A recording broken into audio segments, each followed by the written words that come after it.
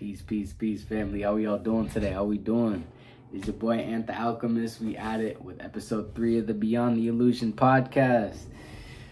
Today we gonna be talking about something real simple, but it affects a lot of people. As a matter of fact, all people, every single person is a victim of this to some extent. And what I'm talking about is demons. Now, I ain't gonna go the whole spiritual, Christian, demonic route for demons. They're not evil beings. They're just spiritual parasites is the best way to put it. They feed off of your spirit. They feed off of your spiritual energy. Now, that begs the question, how do they get your spiritual energy? They get your spiritual energy through suffering. Suffering is the best way to gain your spiritual energy because that's when your spiritual energy is released. Your spirit's going through two processes. It can either build upon or grow, or it can shrink and release, right? The same thing for everything. How you can either be exhaling or inhaling. You can either be alive or dead. Your spirit is going through the same process as well. And when something dies or when your spirit is damaged or you're suffering, that's when the energy is released. The same way how in Minecraft, if you were to kill a goddamn sheep, you're going to get wool from it. If you were to kill a skeleton or what you call those, like skeleton zombies, I don't know, you get something from it.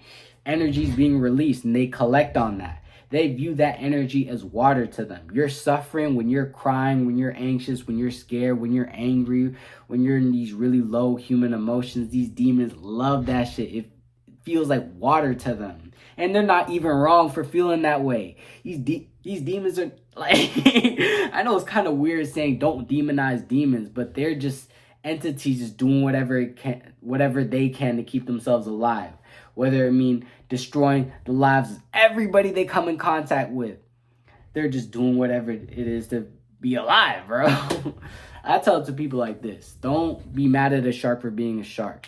If you mad at a shark for doing what it has to do to survive, they have to eat fish in order to survive. They are curious and they bite on things because they're worried about feeding themselves and keeping themselves alive. The same way we kill a whole bunch of other species just to maintain the survival of our own. There's nothing wrong with that. It's just a matter of which one's the strongest one. Universe don't care about right or wrong, bro. So just get that out of your head. They're not bad. They're not evil. They're just doing whatever it takes to keep themselves alive. And they do this by sending you thought waves. They're actually, if you're in the same frequency as a demon, that means they are reading your mind. They know exactly what you're thinking at all times. And they can send ideas into your mind.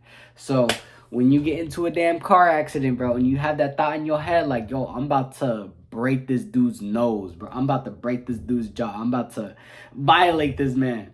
That is a demon sending that thought into your brain. Now you have two options. You can either react or you can respond. You can either react to the idea by dragging him out the car and beating him till, there's nothing left and enjoying the rest of your life in jail. And then that demon's pretty much fed for the rest of his life. It's like a demon catching an entire whale, bro. And they're not wrong for doing that. That is the best way to escape the control of demons. Responding, not reacting. When you react, you're feeding into that energy. You're basically igniting the fuel that the demon is giving you in order for it to keep itself alive. Versus option B, the thought is there, you observe it, but then you're like, I'm not at that frequency. Then you choose to feed into another thought, something more responsible, something more spiritual, something more righteous, to say the least. Alright, bro, I think that will be it, bro. Just a quick little video. I just wanted to feed y'all real quick. I've been gone for a little bit. I'm about to be back. I'm about to be going harder than ever. Pause on that. But yeah, if y'all have any questions or any more video ideas, something you want me to drag into, bro, let me know. That being said, it's Ant the Alchemist. Peace out. Wait a second. Before I go, if you really want to get deep into this knowledge, because obviously I can't explain it all in one video, I recommend reading Outwitting the Devil by Napoleon Hill. I'll say it one more time. Outwitting the Devil by Napoleon Hill.